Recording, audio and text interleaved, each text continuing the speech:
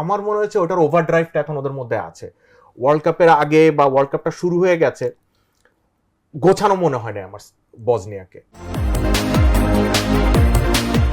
যেই ম্যাচটা ইউএসএ খেলছে প্যারাগুয়ে, ডিফেন্সিভলি খুব ভালো, তাদের মিডলাইন ব্লক থাকে, আবার একটু একটু লো লাইন ব্লকও করে গোটা ম্যাচে, কুইক কাউন্টার অ্যাটাক থাকে। But Maurizio Pochettino, A Argentine, যিনি কিনা ইউরোপের বড় 3-4টা প্যারিস সেন্ট জার্মেইনকে তিনি কোচিং করিয়েছেন, চেলসিকে করিয়েছেন, টটেনহাম হটস্পারকে করিয়েছেন, such a wonderful master mind. এবং তিনি দেখিয়ে দিয়েছেন যে এই আমেরিকা দলটা 1994 আমেরিকা যখন প্রথম ওয়ার্ল্ড কাপ হয়েছিল সেই দলের সাথে কোনোভাবে তুলনা করা যায় না। মানে যেই দেশ সকারের দেশ, ফুটবল নামটাই উচ্চারণ করে না, তারাই ওয়ার্ল্ড কাপটা যেই হাই নোটে শুরু করেছে, এই দলটা অনেক দূর যাবে মনে হয় নাকি? হ্যাঁ, অফকোর্স আপনি যেটা বলছেন যে প্যারাগুয়ের কোচও কিন্তু ছিল আর্জেন্টাইন কোচ, হ্যাঁ, আলফাস্রো।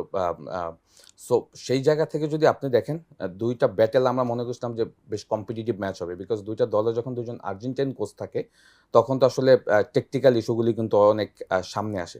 তো ওই জায়গা থেকে যদি ম্যাচটা বিশ্লেষণ করেন, প্যারাগুয়ে আপনি যেটা বলছেন যে ওয়ার্ল্ড কাপ কোয়ালিফাই রাউন্ডগুলিতে তারা যেভাবে খেলেছে, সো ওই খেলার আমার কাছে মনে হচ্ছে যে আজকে সকালে তার ধারে কাছেও ছিল না। বিকজ ইউএসএ আসলে যে ইন্টেন্সিটি নিয়ে খেলছে, স্পেশালি হাই প্রেসিং, হ্যাঁ, হাই প্রেসিংয়ের অ্যাগেনস্টে আসলে তারা যেভাবে বল কন্ট্রোল করতে চাচ্ছিল সেইটা কিন্তু কখনোই তারা পারেনি।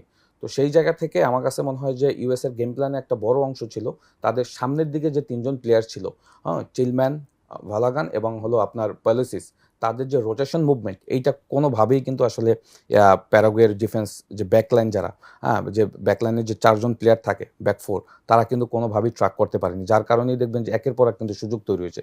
At the same time Paraguay যে আসলে বল কন্ট্রোল করার পরে মানে অ্যাটাকিং ট্রানজিশনেও কিন্তু তারা তেমন কোনো মুভমেন্ট দেখাতে পারেনি এবং শুরুতেই কিন্তু তারা ম্যাচটা হেরে গিয়েছে। ম্যাচটা হেরেছে এই কারণে, কারণ আপনি যখন অপোনেন্টকে খুব কুইকলি তাদের তাদের প্রবলেমগুলি ধরে ফেলতে পারবেন, যেটা পাচোত্তর করেছে যে তারা ব্যাকফোর যখন বিল্ড আপ করছে সাথে সাথে তারা হাই প্রেস করেছে এবং হাই প্রেস করে ওখান থেকে বল গেইন করে ওখান থেকেই কিন্তু অ্যাটাক ফিনিশ করেছে এবং আর্লি গোল পাওয়াতে যেটা হয়েছে যে ইউএসএ কিন্তু আপনার ম্যাচটাকে কন্ট্রোল করে ফেলছে। এরপর তো আমরা দেখলাম যে একের পর এক গোল হয়েছে এবং ভালাগনের তো প্রথম যেটা হয়েছে অফসাইডে যে গোলটা বাতিল হয়েছে ওটাও তো অলমোস্ট গোলের কাছাকাছি ছিল। সো ওভারঅল আমার কাছে মনে হয় যে ইউএসএ আসলে নতুন একটা জানান দিয়েছে যে এই ওয়ার্ল্ড কাপে তো কিছু ডার্ক হর্স থাকে যারা কিনা অনেক দূর যেতে পারে। ইউএসএর খেলা দেখে আমার সেটা মনে হয়েছে। রাইট রুবাত ভাই, একটু প্রথম ম্যাচটা নিয়ে আলোচনা করব। আরেক হোস্ট কানাডা বসনিয়া হার্জেগোভিনার বিপক্ষে গোটা ম্যাচটাতে আসলে তাদের অ্যাবসোলিউট ডমিনেন্স ছিল, তারা ম্যাচটাকে কন্ট্রোল করেছে। ইউএসএ যেরকম খুব হাই প্রেসিং ফুটবল খেলেছে এবং খুবই কুইক অ্যাটাকে যাওয়া এবং রোটেশন ট্রানজিশনের ব্যাপারেও তারা খুবই দুর্দান্ত ছিল। বাট আনফর্চুনেটলি যেটা আমি সাউথ কোরিয়া মানে কোরিয়া রিপাবলিক এবং চেকিয়ার ম্যাচে, চেক প্রজাতন্ত্রের ম্যাচে আমরা দেখেছি যে খেললো কোরিয়া কিন্তু প্রথম গোলটা করলো চেক রিপাবলিক। এই ম্যাচে এরকমই দেখলাম যে বসনিয়া আসলে প্রথম গোলটা করে ফেলেছে একদম খেলার স্রোতের বিপরীত দিকে গিয়ে। দেখেন, ফর্মার ইউগোস্লাভ স্টেটগুলো যখন টুর্নামেন্টগুলো খেলে ওদের একটা ন্যাচারাল অ্যাডভান্টেজ নিয়েই ওরা যে কোনো টুর্নামেন্টে আসে, সেটা হলো হাইট। এবারে বসনিয়া কিন্তু ওয়ার্ল্ড কাপের সব থেকে উচ্চতা সম্পন্ন দল, অ্যাভারেজ উচ্চতা দলের সব থেকে বেশি, এবং কানাডার এগেনস্টে গোলটা কিন্তু ওই একদম যেটা বলে যে স্ট্রাইকার্স গোল, এমিলি ভাই আরো ভালো বলতে পারবেন, কর্নার থেকে গোলটা হলো। ওইখানে কানাডা যে মিস্টেকটা করেছিল, অর্থাৎ লুকিচকে ওরা ছাড় দিয়েছিল, ওই জায়গাটায় ওকে চাপ দেওয়ার মতো কেউ ছিল না, মোটামুটি ভালো জায়গা থেকে বেরিয়ে এসে ও গোলটা বের করে নেয়। এরপরে সেই মিস্টেকটা কিন্তু করে নাই কানাডার কোচ, অভিজ্ঞ কোচ আমরা জানি জেসে মার্চ, তিনি কিন্তু পুরোটা সময়, আপনি পচেটিনোর খেলার কথা এমিলি বললেন, কিন্তু পচেটিনো বা জেসে মার্চের একটা জিনিস আমার যেটা চোখে পড়েছে কোয়ালিফাইং রাউন্ডে, সেটা হচ্ছে পচেটিনো কিন্তু কোয়ালিফাইং রাউন্ডে বেশ ব্যাশিং এর শিকার হয়েছেন, বলছিল যে আমেরিকার যে রেজাল্টগুলো হচ্ছে এটা ভালো না। কিন্তু দেখেন আমেরিকানরা এবং নর্থ আমেরিকান, স্পেশালি মেক্সিকোকে জন্য আমি ছাড় দিই, কানাডা এবং আমেরিকা, ওখানে যে স্পোর্ট গুলো আছে, কানাডার সব থেকে জনপ্রিয় ice hockey, America basketball, NFL, baseball, ওখানে সবগুলো হচ্ছে স্টার ড্রিভেন সিস্টেম। একটা দল একটা খেলোয়াড় নিয়ে পুরো দলটা তার উপর ডিপেন্ড করে খেলে। ইনফ্যাক্ট এখন যে এনবিএর ফাইনাল হচ্ছে নিক্স এবং স্পার্সের মধ্যে, ওটাও কিন্তু দুই দলের দুই সেরা খেলোয়াড়ের লড়াই হিসেবে এরকম দেখা যায় এবং ওরা এই জিনিসটা পছন্দ করে, দুই দলের থেকে দুই স্টারের লড়াই।